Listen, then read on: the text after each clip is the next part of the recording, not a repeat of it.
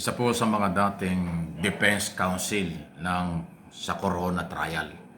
Si Attorney Salvador Duterte yata ito. Duterte na.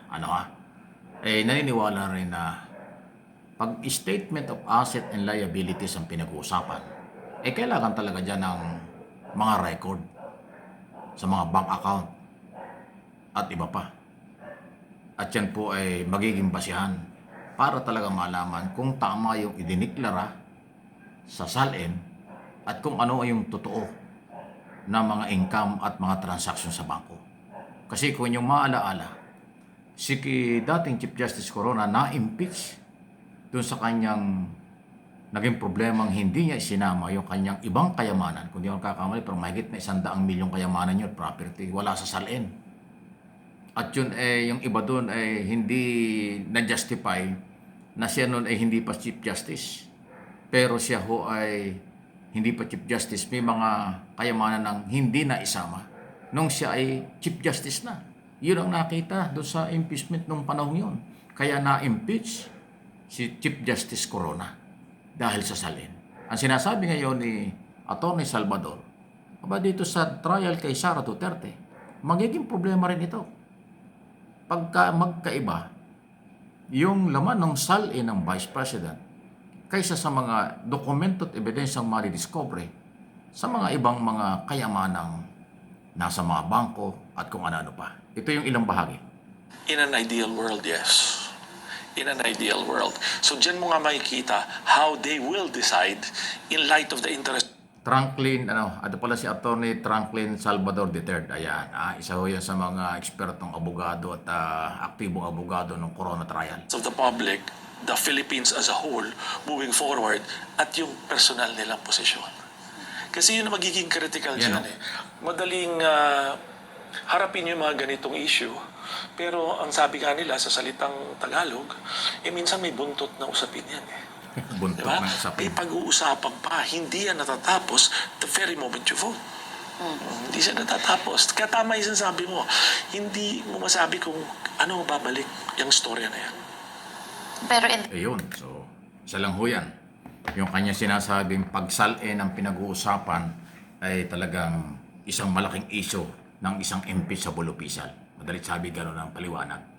Kasi nga, statement of asset and liabilities At sa oras po ito, makakausap po natin. Official pong record yan. Yan nga yung kayamanan mo, asset mo, at saka yung liabilities, utang mo. Every year yan.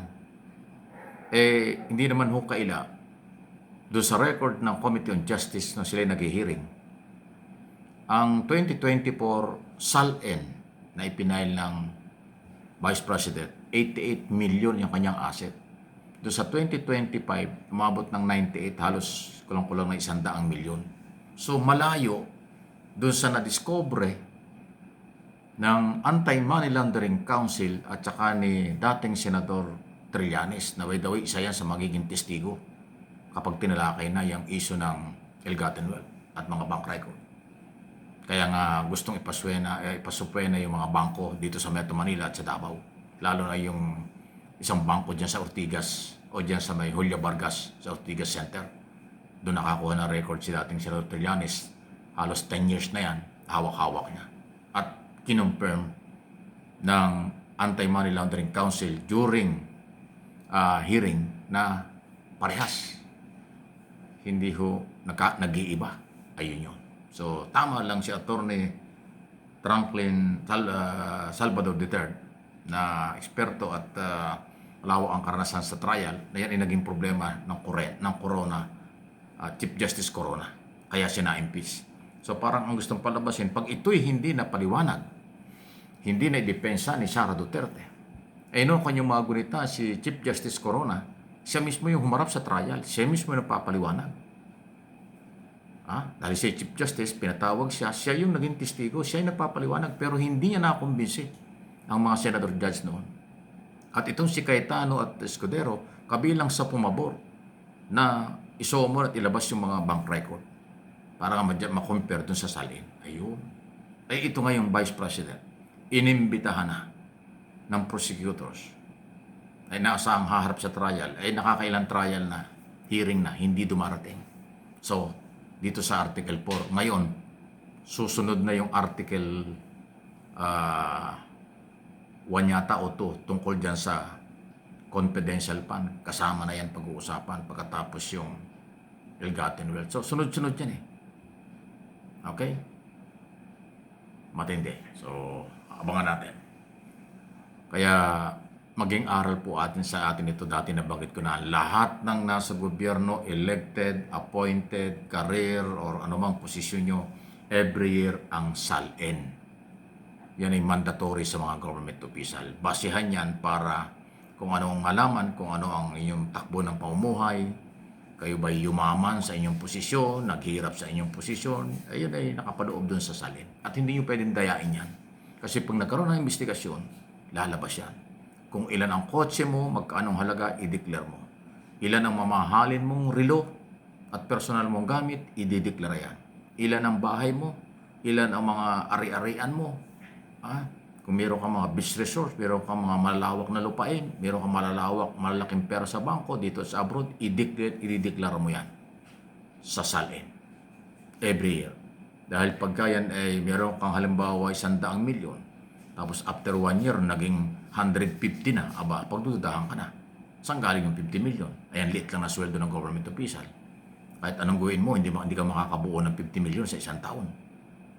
Sabihin natin 1 million, ay wala namang sumusweldo ng 1 million sa gobyerno. Sabihin natin 1 million, ay 12 million lang sa isang taon. Tapos meron kang additional 50 o may papaliwanag ka ngayong 38 million. Yan yung kahalagahan ng SALN. Pag wala sa SALN o lumaki sa SALN ang kinita mo, may problema ka na. Pati yung utang mo. Kaya nga, asset and liabilities eh. Kung may utang kang 50 million ngayong taong ito, pero kinasunod na taon, nawala na yung utang, nabayaran mo na. Tatanungin ka pa rin. Saan ka nang galing? Saan ka kumuha ng pambayad? Baka naging korap ka. Baka naging abusado ka sa paghawak ng pera ng gobyerno. Or ginamit mo yung kapangyarihan mo para makabayad ka sa utang. Corruption yan. Ganun pong katindi ang SALN.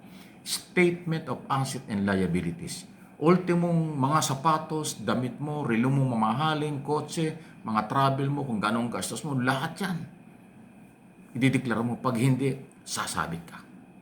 Lalo na kung may tinatago ka sa mga bangko. Yan ang malaking problema ni Sara Duterte. Kapag tinalakay na ang ill-gotten wealth issue, Article 1 yan sa impeachment court. Dapat siya mismo ang paliwanag kung paano niya kukumbisihin ang korte at ang taong bayan kung saan galing ang kanyang kayamanan. Yan ang malaking hamon. Yan po yung mangyayari at dapat mangyari. Pag hindi na-justify ni Sara Duterte mismo o kaya ng kanyang mga abogado ang laman ng SALN, ground for impeachment, ground for perpetual disqualification, yan po ang mga magiging kaparusahan pag na-impeach ka at napatunayan